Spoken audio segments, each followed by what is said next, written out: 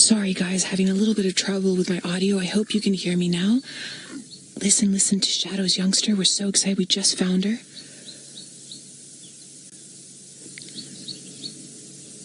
She's calling for her mother.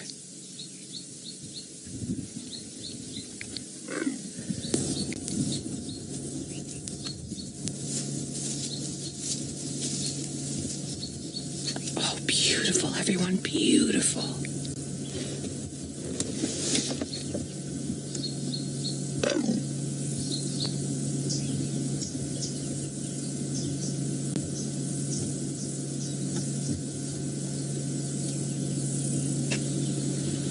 Just having a look around as she's calling.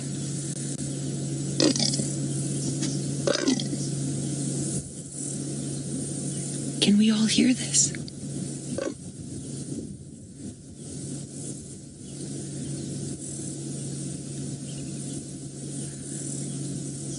I'm so happy you all can hear this. It's amazing. When we were looking for her just now, she was doing louder calls.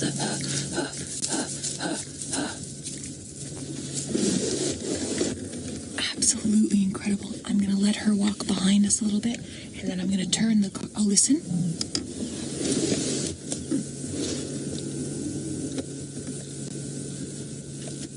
Guys, to be honest with you, I thought it was the cub as we just came up, but now that it's come out, it might actually be Shadow herself. Shadow's a little bit smaller than Tundi. It is Shadow, definitely. It is Shadow. So there we go. Shadow's calling for her cubs. Sorry, I got so excited when we found her. And then Paula, I think, when will Shadow's cub start calling? And in scenarios like this, the cub will call back. But she's not going to start territorial auto. Oh, sorry, Paula, I messed up your question. Please excuse me. Paula, do I think Shadow's cub is near independence? No, Paula, I don't. 2 years. 2 years is independence, roughly.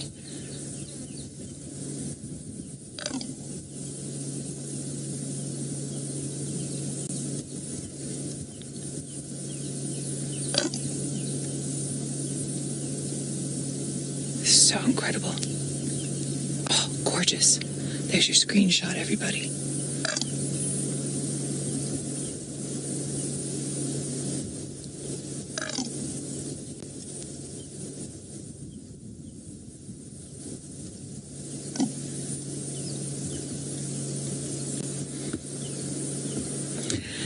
Ali, really good question. You're asking why Shadow and Tundi are fighting over territory. Ali, the Karula has passed on, as we know, unfortunately. And even if she hadn't passed on, when a female leopard has a female cub that reaches independence around 2 years old, part of her territory will go to that female, and then part of the territory will be with into a different area.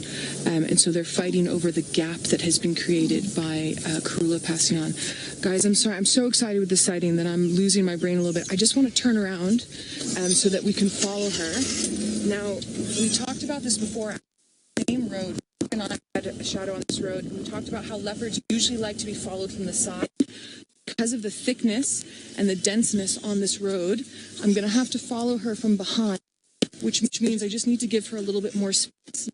One of the her down towards the Milwaukee, straight ahead of us. So she's going down the road. She'll find her youngster. If she stays around this area, the call might be loud enough or far enough and reach far enough for the youngster to hear. We're just going to have to wait and see.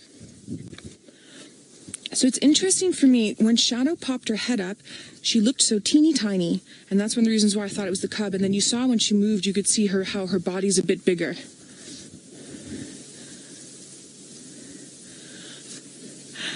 Dina, I believe you're saying this is the first time you've heard a leopard call, how different it is from a lion. So this is a contact call that Shadow's doing. A lion contact call would go, ooh. Listen.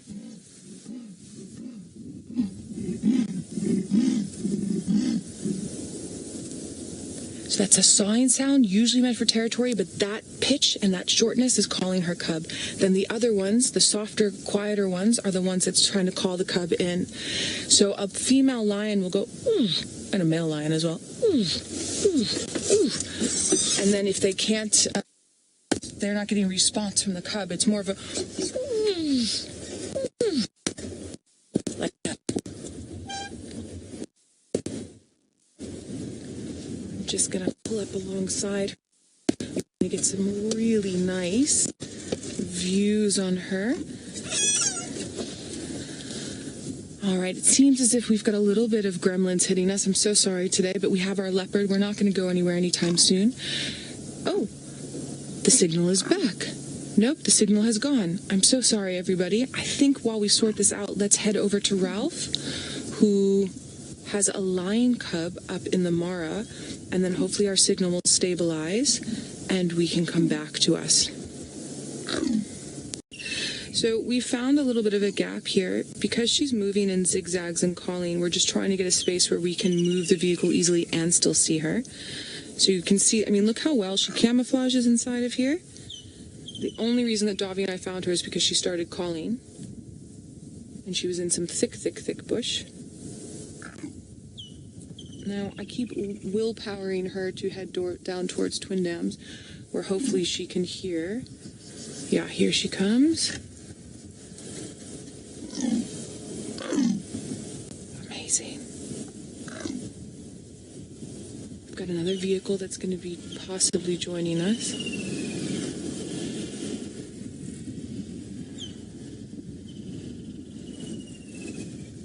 Ludmila, you're asking, do female leopards ever saw like male leopards for territorial reasons? Ludmila, that is 150% correct. They do. Leopards are very territorial, both the male and the female.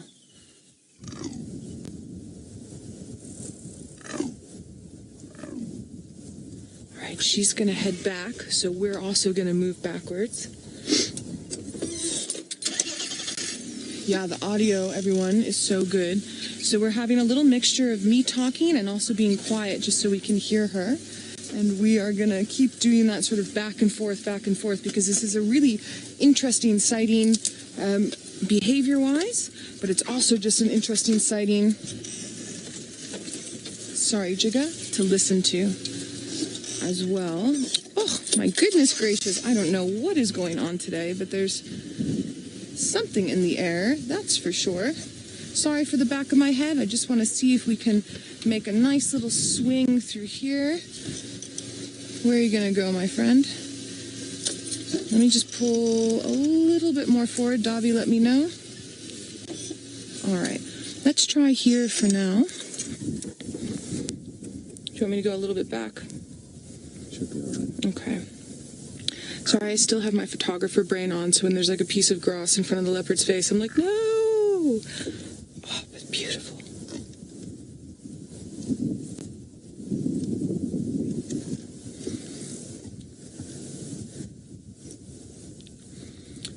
Shelley, really good question. You'd like to know, oh, listen. You'd like to know how far can her call carry? Lionesses or a male lion contact call can go up to 4 kilometers in the right weather conditions. Female leopards will be about 1 kilometer, if a little bit less. She doesn't want to draw too much attention to the fact that she's looking for her cub, to be honest.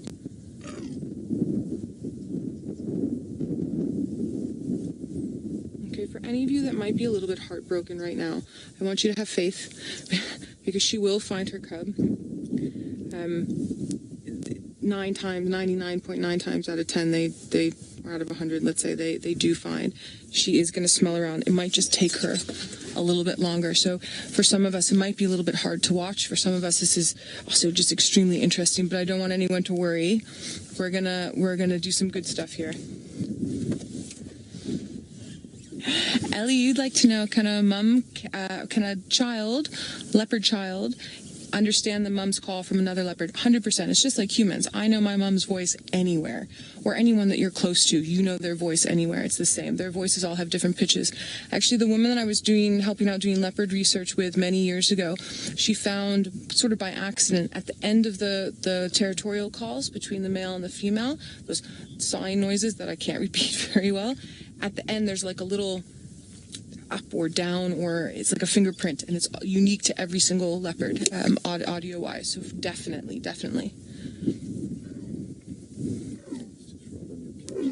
Oh, sorry, I have to duck down a little bit. She will figure out soon, hopefully, that there's a little bit of scent marking, scratching her feet.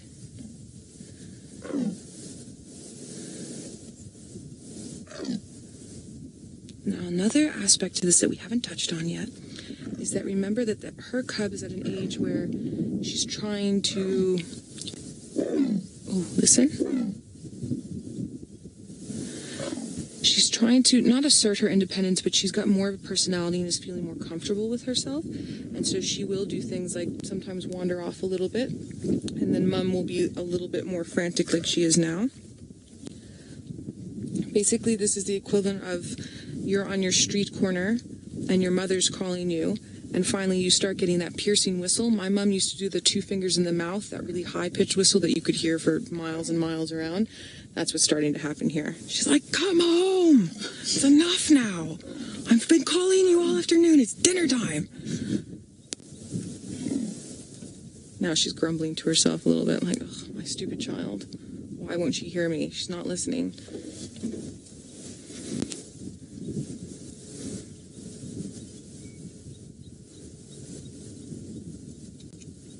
Beautiful scenes coming in. So she's coming around behind the side here, and we're going to let her do that. It actually looks like she hasn't eaten in a while. We might get lucky.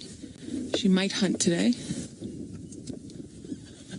Dee Dee, you want to know how come Shadow is not bothered by us at all and us driving around and where we're positioned and all that? She's used to us, Dee Dee. We're part of her natural environment, and as long as we respect her space bubble and she respects ours, we work in conjunction with each other. So she sees us the way she would see like a huge giraffe or a damn wall. Like she knows, listen.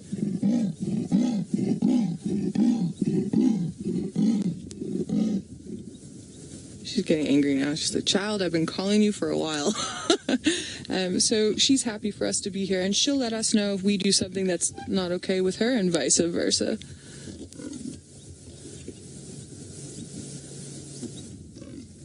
They're not tame animals, they're wild animals, but we've worked for a very long time, for generation after generation after generation, to be able to have them see us as part of their natural environment.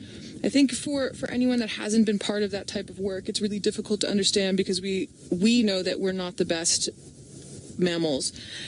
And so it's hard for us to understand that. Eloise, you want to know, do leopards mourn? And this is actually a really interesting question. I just want to see what she does before we reposition. Eloise, I used to work with a female leopard north from here many years ago. This would have been about 9 or 10 years ago. And she was very similar to Karula. She was super, super relaxed. Her name was actually Ishongili, so similar to Karula's offspring, Hassana's sister. And she had a set of cubs, 3 cubs, 2 of which were killed by lions. And one morning, my dear, dear friend found her out on game drive. And she was walking with a cub in her mouth and then putting it down and then walking and then calling it, similar to those low calls we heard. And the cub wasn't moving. And then she was doing that. She did that for maybe an hour or 2. Basically what had happened is the lions had killed this last cub, and she was so, what we could tell from the sighting, she was desperately trying to sort of see that it wasn't dead, like she wanted it to still be alive. So yes, I do think there's a bit of mourning in there. The next day, you know, she carried on and went about her life, and she was in a bit of bad mood for a while, but I don't think that it was forgotten quickly, but I don't think it was mourned, say, as long as we would mourn. But I do think that there's definitely some attachment there, for sure. All right. So Tristan's still looking for Tumba. He was very disappointed I didn't find Tamba for him this morning, so I'm hoping that he finds Tamba for himself and for all of you. And we are going to reposition around Shadow and see what we can get, so head on over to him, and then when we get back, hopefully we still have visual. All right, well, it sounds if it's rainy and stormy up in the Mara. Brent's shut down because of lightning, and Ralph seems to have hit some rain. It is hot and sunny still here. We have 2 other vehicles that have joined us in the sighting. We did a nice little while just by ourselves, and she's found a shady spot. I think she's a bit tired out because it's so hot, and she's been wandering around looking for her youngster. So she's still calling a bit. You can see there. It's going to be a little bit harder to hear just because we have the other guides also explaining to their guests about what's going on.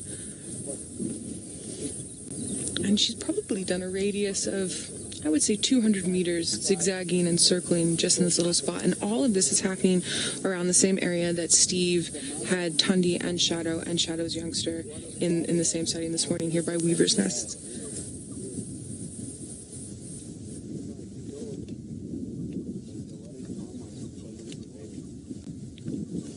Tommy Two Shoes, really interesting question. You're asking if a male leopard would investigate if he heard her? Absolutely.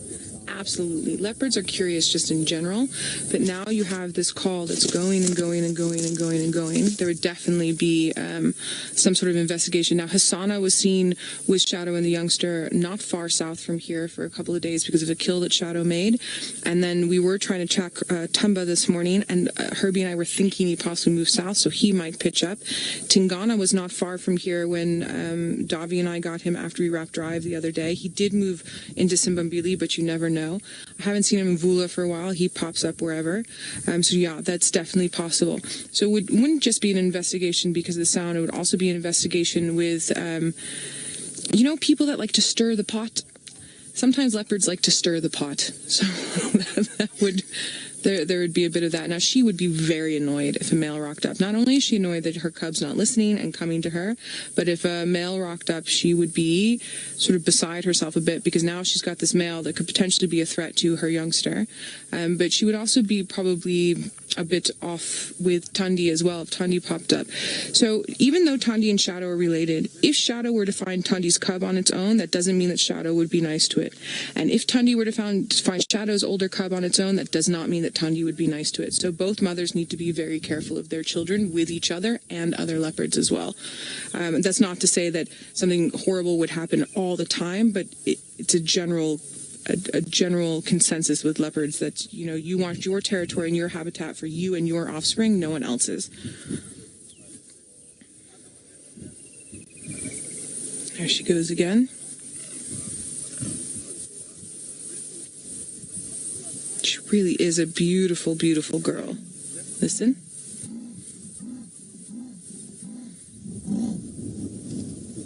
Notice how she put her face close there, helps magnify the sound, even though she's got a movable voice box inside, similar to lions, and can magnify the sound herself. She is lying down, so putting her face down like that also helps. Oh my goodness, apparently Ralph has a hornbill feeding on a tortoise. That's absolutely incredible. I think let's head back up to him and watch more of that. Such an amazing sighting, and we'll sit here with Shadow and see you all soon. How amazing are those juvenile palm-nut vultures with Ralph? So incredible. Just excuse the noise behind us. We just have some of the game drive vehicles moving past us on the other side. She has come up on this log, and everyone, this is going to be your screenshots for the day. Look how lovely she's sitting. Look how relaxed she's sitting. She's still in the shade. She's got a little bit more height over the grass than before, and she has a little bit more visual as she puts her paws up like that to be able to call and to look around and possibly find her little one. Now, she has not moved more towards Twin Dams. She's moved a little bit farther away from Twin Dams. But I do think eventually, because it's so warm, Twin Dams and Baboon Pan are going to be the closest place for her to go get water. So I think that will be, oh, there we go, everybody. Now Mom needs a little bit of a rest. I think that it's all going to work out in the end. Now, the longest I've seen a cub of Shadow's youngster's age away from its mom is for 4 or 5 days. And it did just fine. It, ate things like mice and chased squirrels around, and she was okay. So as long as the cub doesn't move too much farther away from the Milwaukee and this spot, she'll be all good. I have a sneaking suspicion that one of the reasons why the cub is not hearing mom is not just the little bit of a distance, but also because it's hot and she's probably sleeping, and she's probably thinking, oh, when it's time, I will get up and maybe go look for mom. Because remember, when the cub moved away, Tundi and Shadow were still busy having hissy fits with each other. Justina, interesting question. You're wondering how far a cub could wander off to. So, Justina, the farthest I've seen, usually what mums do is mums put their cubs somewhere and then go off, then come back and fetch them. The farthest from a spot that a mum has put a cub and then had to come back that I've seen a cub wander off is about half a kilometer. And any further than that can sometimes be a bit of trouble. But that's just me personally. I don't know. Maybe we should ask Tristan next time we go to him if he's seen any cubs go off farther that were still found by their mums. Anyone that's gone off, especially the small cubs, farther than that can be an issue. Because Shadow's cub is a year old, and because she's still within a kilometer of her mum, it's not too far. It's not too bad of a scenario.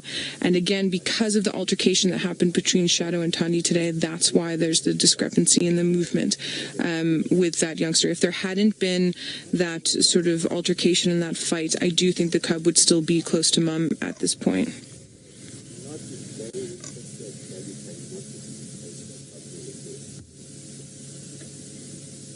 Yes, she is a beautiful leopard. I never get tired of looking at leopards. I also never get tired of finding them. I mean, you heard this afternoon when you came to us when we had her, I was full of excitement and couldn't even find my words. I'm still just excited as I was an hour ago. So I think while we're busy waiting here, let's head back to Ralph. Your sighting is also making my week, even though I can't see it. It's really incredible. Shadow has gone a little bit quiet. The squirrels were going a little bit nutty, more towards Twin Dams, towards where we believe the youngster to be. And she was picking her head up and listening, and then she hasn't really called since then, so it's possible that the youngster is slowly making her way up this way. That being said, though, I don't really trust squirrels in the Lowveld. I trust squirrels more in places like South Wollonga National Park, where they really call for leopards. Here, a squirrel, it's like the boy who cried wolf. And you follow it, and it's sometimes nothing, and it's sometimes a mongoose, and it's sometimes a bird of prey, and it's sometimes another squirrel. So we'll wait and see what happens.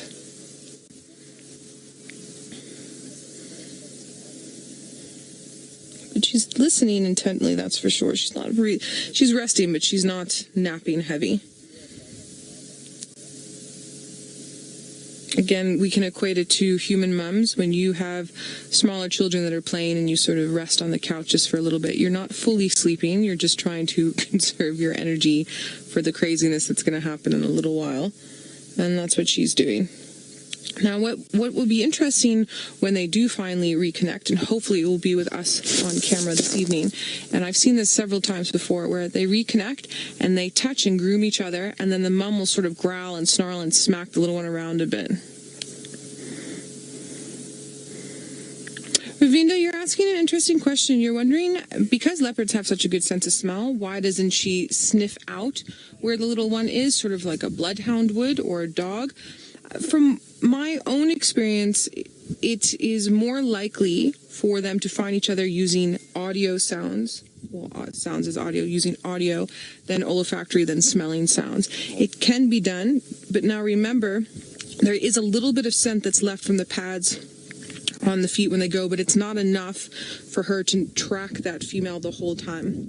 A lot of the smells that other leopards use with other leopards has to do with a bit of that smell from the pads, and then a lot of it is urine scent marking, and the youngster is not territorial yet and will not be scent marking. So much of the demarcation of a territory and finding other leopards has a lot to do with the sound as opposed to the smell. I don't think it's impossible for her to be able to do that, but it won't be her first choice. For wild dogs, you might see more of that, African wild dogs, than you would with say, a leopard.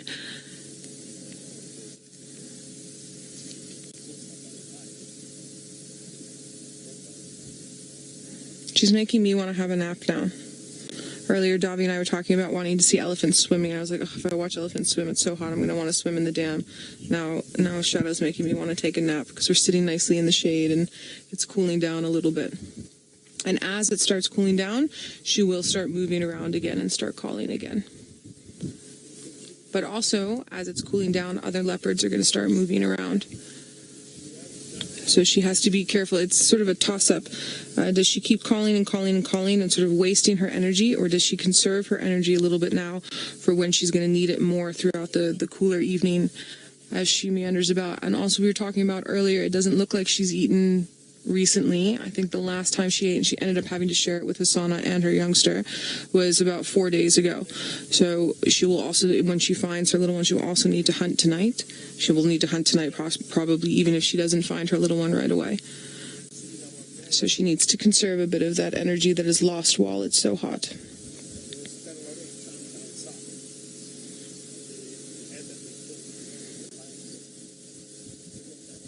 You can see her breathing has changed a little bit. She's resting a bit heavier now, and also her temperature has gone down. It's not that heavy, rapid breathing from before. And some of you were commenting the other day how her limp seems to be gone. I also noticed that. That was another reason why I was like, oh, look, it's Shadow's youngster when she was walking. Her limp's not very heavy. Now, she's either heard or smelled something on the air that is attracting her. So that would be another way for her to sort of judge if her cub is close or not. That smell on the air will pick up as opposed to smell left by walking more so. Not that she can't do either, but more so.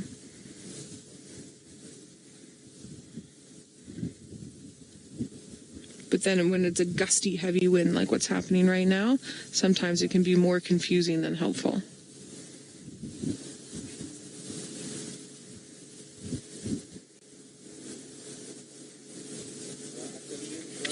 Sinak, you're curious to know, are female leopards ever overly protective over their cubs? For sure. Most definitely. I have watched female leopards hectically fighting off other female leopards as well as male leopards to protect their cubs. I've also seen them do it with hyenas. And the most interesting one that I ever saw was 3 porcupines coming up the road and a female just a little bit bigger than Shadow trying to hunt these porcupines. And a cub that was about 5 months old was waiting farther up the road. So we were here and we could see down the road and we could see the 3 porcupines like this, and the mum was coming up like this, and the little cub was hidden behind a bush here. And the mum managed to get around this way and was trying to get the porcupines and turn them over. That's how they killed them, because obviously the quills are an issue. And before the mum could get fully around and turn the porcupines all the way over, the little cub jumped out from behind the bush going, "Look, it's me!" And the porcupines came running up at that cub, and the mum very viciously was defending that cub and hissing and growling and sticking her claws out for it. I have seen with brown hyena and with spotted hyena, mums doing a very similar thing, and I've seen mums go up a tree with little ones and be actively defending their young ones up there from lion. So yes, they are hectic mothers when it comes to that.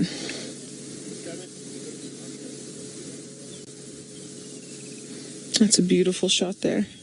Notice how her ears are turned backwards towards where the wind is blowing from for the most part, and also in the direction from where we know that the youngster is.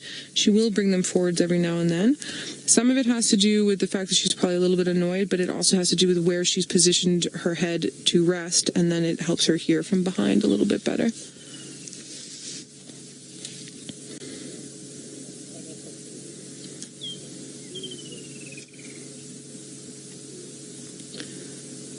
All right, I think let's head over to Tristan, who's having a little bit of a bumble, and see what he can find for us. And we will keep an eye on Shadow for you. All right, I have some exciting news. Okay, so the vehicle that was parked just behind us went to leave. And they were leaving to go see something else. And they moved about 100 meters from us, and then they stopped. And then we were busy sitting here watching Shadow and telling stories to you. And then I was talking to Rexon, who's with his guest from Djuma, just the other side. And we were chatting about where this youngster is. And then Rexon says, wait, have a look. That other vehicle that left has just bumped into that youngster. So now we were talking about how Shadow hasn't moved. We were talking about those squirrels, and we're saying, oh, it could be this, it could be that. It looks as if the youngster did hear Mum, and what Mum's doing now is Mum can see where that youngster is. I believe that the youngster knows she's in a little bit of trouble. So Shadow's just laying here going, yep, okay. Finally found you. I'm not going to move a muscle. So Davi and I are going to stay put, because I believe that eventually that youngster is going to slink up to Mum and try and give her lots of loves. And we've got a nice view here and a nice little open area, so we're going to wait and see. So if you all can be patient with us while this happens, I think that will be the best. We could technically move around and go and see, but we do have such a nice position. I don't really want to give it up. And I think that we're going to get a nice greeting here eventually, maybe within the next sort of 10 to 15 minutes. We can place bets on it, maybe. I know you guys all like a little bit of a bet. I'm going to say within the next 8 minutes. Davi, what do you say? Davi says 5 minutes. I don't know if any of you want to place some bets. And we'll see. Yays and so happy. Oh, Shadow, you're ruining the bet. You're moving. All right, guys, we're now going to have to move to keep up with her. Shadow, the bets, but that's okay. I'm glad all of you are happy. I am also super happy, and I know that Rexon and his guests are happy. So we are going to, I think, move back a bit and then come through. We're in a funny little area filled with stumps and half-dead logs. So, what I want to do is I'm going to move through here and position us so that we can get a nice round view between the two. Francis, you're saying 4 minutes? I like it. I like it. Nice getting in on the bet there, Francis. 4 minutes.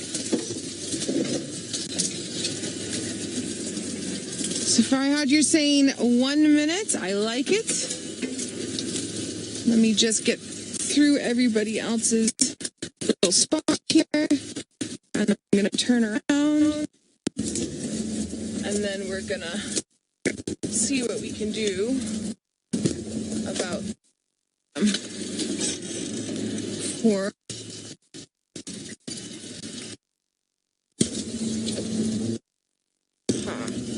here we go. Davi, can you see Shadow through there? Okay, let's try this. And I'm going to look while Davi is keeping an eye on Shadow, that sign. I'm going to see, there's the youngster. Here she comes right in front of us, 12 o'clock, running up to Mum. Who said 4 minutes? Francis, you said 4 minutes. Here we go.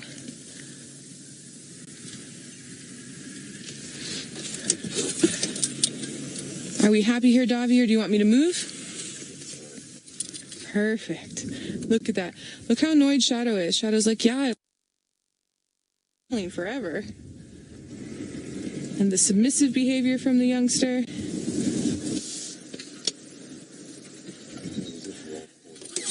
Yeah, we can definitely do that. Let's just come through a little bit of the gap here.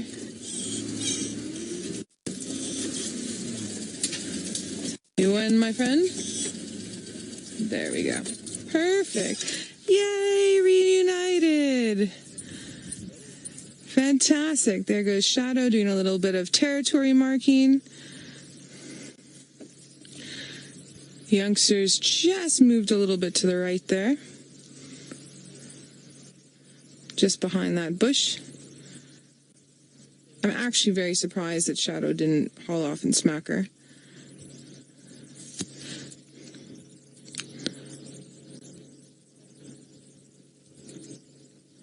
There's a nice little backlighting that's happening now through the grass. Here comes the youngster again. Look at that. Mom, I love you. Mom's like, ugh. But also feeling relieved as a mother as well.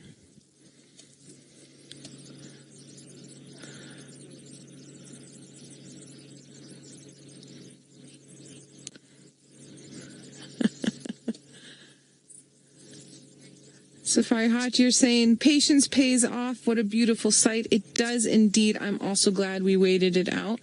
Now, where we are, we're not too far from our southern boundary, so I'm guessing they're going to start moving that way. I'm going to stick with them as long as we possibly can. I just need to move the car to be able to do that. Hopefully she'll stay on Djuma gallery to be comfortable for her, and that will have to do with the type of territory that she's able to hold on to after Mr. Tundi has taken over quite a lot of the territory to our north here. Sorry, everyone. I'm sorry for the back of my head, but again, I don't want to pull a Tristan and fall out the car, and I also don't want to hurt Jim.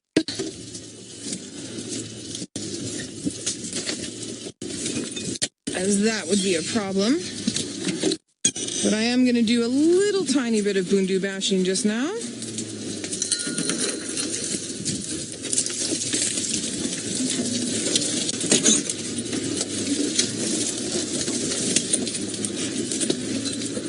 I'm sorry, Kirsch, just say one more time with that question from Andy.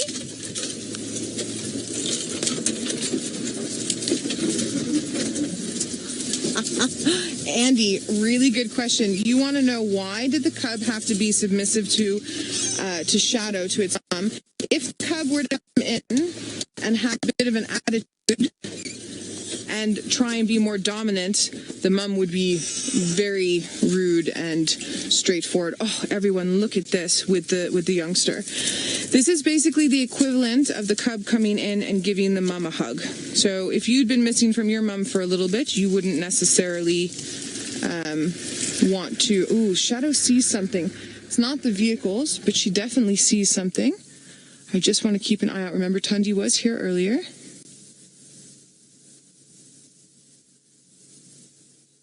Or she smells something on the air, but it looks like she's definitely seen something. Nope, she's fine. Yeah, so if you hadn't seen your mom for a long time, and then you came up and didn't give her a hug, your mom would be pretty upset. So I just need to move a little bit so that these other guys can come through, and Rexon and I will leapfrog down the road and follow these two lovely ladies as they meet. Leopards, I love it. It's too much. So most of you will know what leapfrogging is. For anyone that's new, leapfrogging is the positioning of vehicles down the road so that we can share the sighting with each other. So now I'm going to pull off to the side while Rexon pulls forward so that his guests can also see. And then he's going to come past us and get a view. And then we'll keep leapfrogging like that.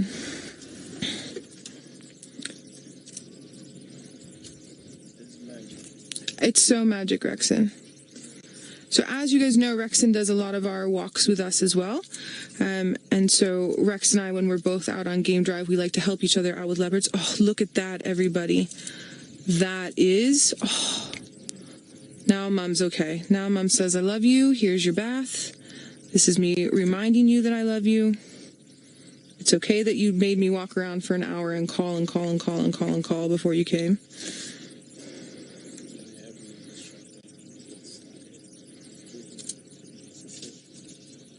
Absolutely magic.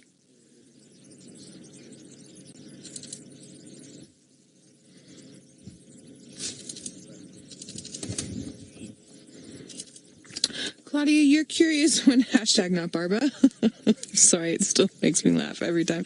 You're curious when Shadow's youngster will be getting a name. So, Claudia, in most places, when they're around 2 years old, the females get a name. And then when the males become fully independent and have their own territory, so, sorry, not fully independent, but when they have their own territory, which is usually around 3 to 4 years old, sometimes a little bit older, they get a name. And they usually get a name to the place where they move to. And sometimes the name relates to where they came from. So, we used to work with a male, now it's forgetting the name, all of a sudden it just flew out of my head, but basically he was named after his mother, who was named after a dam from where he came from.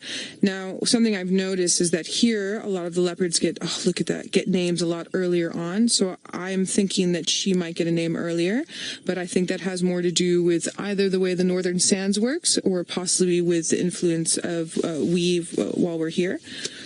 So I'm guessing that hashtag not Barba will probably get a proper Shongan name within the next 6 months.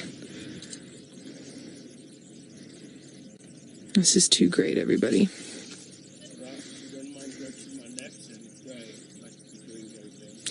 All right, everyone. They're moving over towards where... Oh, maybe not. Shadow, can you go to Treehouse Dam for me? That would make me very happy. That would keep you on Djuma. Tristan has a spotted surprise. I'm so excited. Let's go to Tristan. All right, everyone, they have moved off into little gallery, and we're just getting the last little look. That's the little youngster moving off there. And that, for us, for this afternoon, will be the end of the Shadow and her youngster saga. What incredible interaction and footage we had, and what an incredible time I hope all of you had enjoying how a mum finds her little one and the little one finally listening, and then they carry on. I think from here, since we're having such a roll with leopards, I think we might go actually look for Tundi because it's cooling down. So Tristan's done really well with Tumba, and I don't want to keep you too long for him, and I think what we're going to do is turn around and go have a look for her. And so let's have a look at him on that beautiful termite mound, and then when hopefully, crossing fingers, holding thumbs, we'll find Tundi and the little one for you.